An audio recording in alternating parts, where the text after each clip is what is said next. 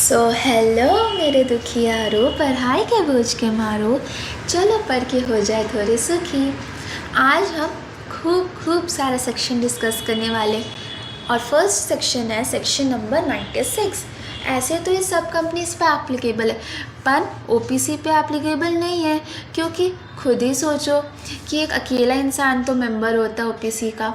अब वो खुद बोलेगा कि पास करना चाहिए, फिर खुद बोलेगा कि हाँ पास कर दो, तो ये मजाक से कम तो नहीं लग रहा है।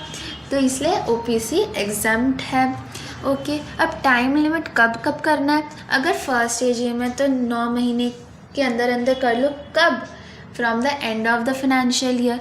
और अगर सब्सिक्वेंट एजीएम है तो 15 months from the date of last AGM या 6 months from the end of financial year, whichever is earlier. Okay, अब ऐसे तो एक्सटेंशन पॉसिबल नहीं है। कब? फर्स्ट एजीएम के केस में, पर सब्सिक्वेंट एजीएम के केस में एक्सटेंशन पॉसिबल है for reasons beyond human control.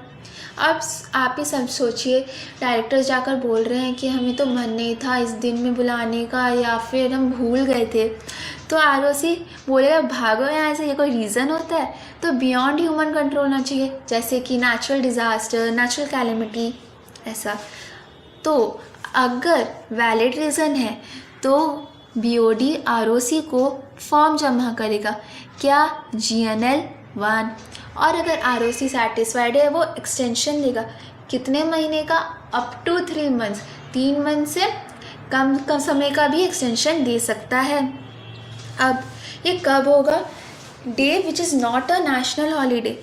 ध्यान रखिए, यहाँ पर नेशनल हॉलीडे लिखा है, पब्लिक हॉलीडे नहीं। दोनों बहुत अलग अलग चीज़ है। नेशनल हॉलीडे सिर्फ 3 होते हैं, क्या क्या? 2 अक्टूबर, 26 जनवरी एंड 15 अगस्त। और पब्लिक हॉलीडे संडेज़ भी इंक्लूड करते हैं, और भी कोई छुट्टी जो आपको मिलती है वो सब भी।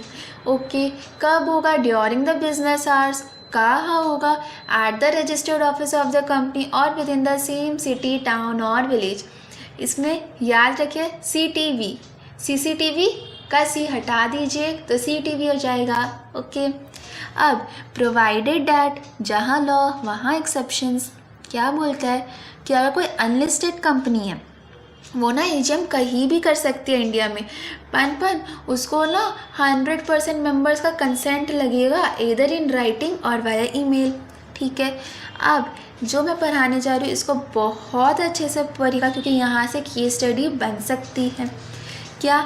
Section 8 company can hold meeting at any day, time and place as the members may give directions to the BOD. Okay, section 8 company को तो भर के एग्जाम्पशन है। तो और government companies are exempted to hold AGM at any place as CG may determine.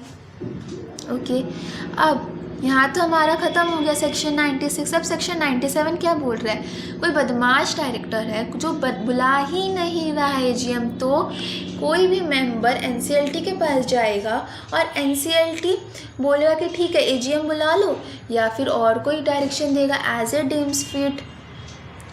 और ऐसा भी दे सकता है डायरेक्शन कि इवन अ सिंगल मेंबर इधर इन पर्सन और in proxy shall constitute a valid meeting. मतलब ये कि कोई भी अकेला इंसान जो मेंबर है कंपनी का, या तो खुद या तो उसका प्रॉक्सी, कोई भी डिसीजन पास कर सकता है और वो वैलिड हो जाएगा। ओके, और OID और कंपनी पे हम लोग फाइन ठोकेंगे। कितने का? 1 लाख रुपए का और 5,000 per day till which the default continues. Okay, देखिए इतने कम समय में हमने 3 सेक्शन पढ़ भी लिए। अब हम पढ़ेंगे सेक्शन नंबर 100। वो क्या बोलता है कि BOD में call EGM either on its own or at requisition of the members holding at least 1/10 of the total paid up share capital या वोटिंग पावर।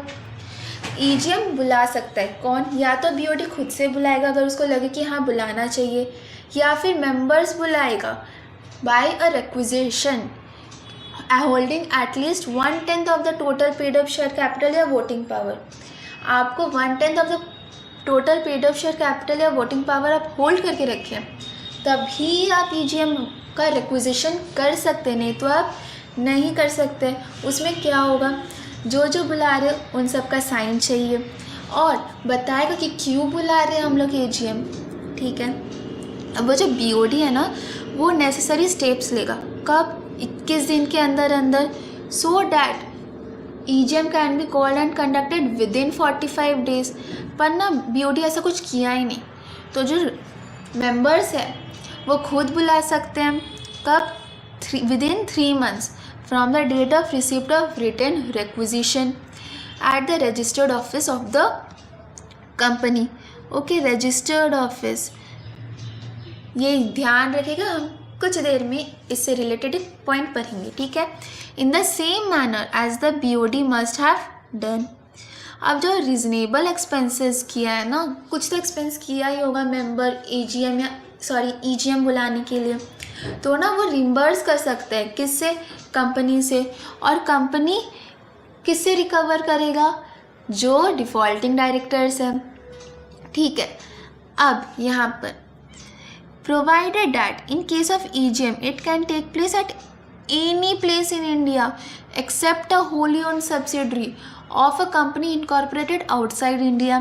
इसका मतलब अगर EGM BOD बुला रहा है तो आप कहीं भी कर लो इंडिया पे, ठीक है।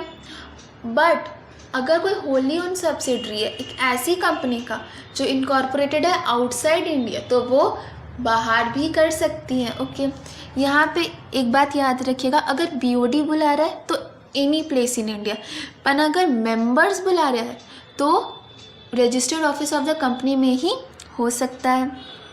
अब कोई भी एक्सप्लेनेटरी स्टेटमेंट देने का ज़रूरत नहीं है। कब? जब EGM कौन बुला रहा है? मेंबर्स खुद। ओके, अब last section of the day, section number 98 क्या है? When it becomes impracticable, then on application made by any director or member, NCLT on suo motu direct to call EGM or pass other directions, including that a single member can constitute a valid meeting। Okay, बस आज के लिए इतना ही। Thank you. Like, share and subscribe और comment करना अगर आपको कोई और टॉपिक पे वीडियो चाहिए तो। Thank you.